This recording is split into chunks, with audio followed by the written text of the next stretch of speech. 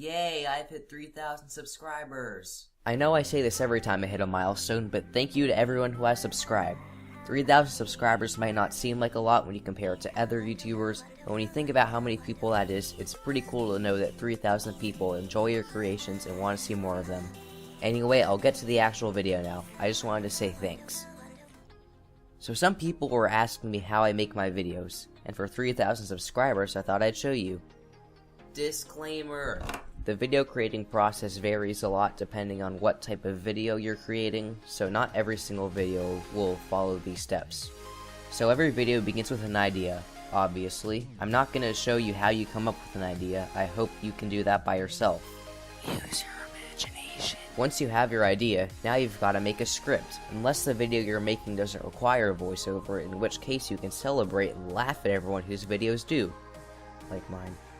I'm not sure what tips to give you in terms of script writing. I just say to use clear language and varied use of words and transitions. After you've written your script, it's time to record audio. You'll want a sound editing software for this. If you don't already have one, I'd suggest you use Audacity. I use it, I'm using it right now, and it's free and can do a lot. I'm not sure what tips I should give you in terms of speaking, since I'm not that great at it myself. I'll show some of my tips on screen, although if you want to be really good at speaking, then you should probably look up YouTube tutorials made by people that actually know what they're talking about. After you're done talking, unless you've made no errors in your speech whatsoever, you'll need to edit your audio. When I edit the audio, I just remove background noise, delete pauses and stuttering, and re-record some parts when I wasn't speaking clearly. Now, once you've finished editing the audio, save your voiceover clip as an audio file. Finally, we can move on to the most crucial, complicated, and time-consuming step. Editing. Oh yeah, by the way, you can also add effects like that in while you're editing audio. Just a random tip. Okay, so I don't know if you already have a video editor or not. If you don't have one, then you'll want to get one. When people ask me about video editors, I never really know what to say. I edit my videos with COREL VIDEOSTUDIO X7 Pro, but I'm not sure if I'd recommend it. First of all, my version is outdated, and the most recent version is VIDEOSTUDIO X10. I'm not really sure what changes they've made from X7 to X10, so I don't really know what to say about whether you should get it or not.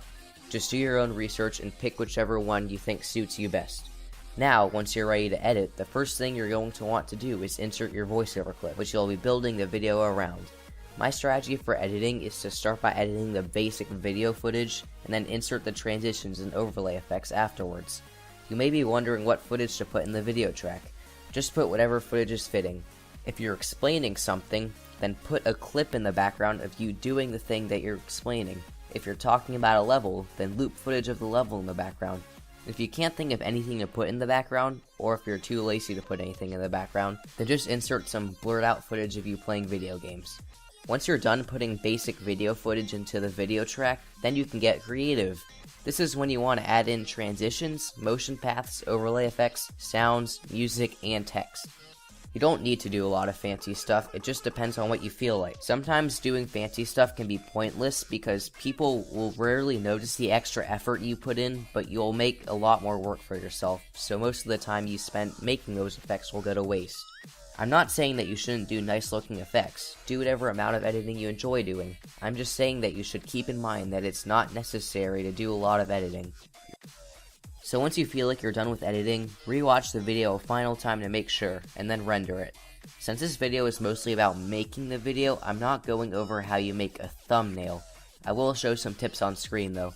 Anyway, that is how I make my videos for the most part. Hopefully I helped some of you, and hopefully this is what you wanted. And before I do the end screen, I just want to say again, thank you for 3,000 subscribers. It's crazy to think about how many people that is, and it's also crazy to think about how I had about 20 subscribers about 2 months ago. Besides just an improvement in numbers, I've also been getting lots of support, and I want to thank you for that as well. View the end screen. If you're not one of the people who are subscribed to me, then you can become one today.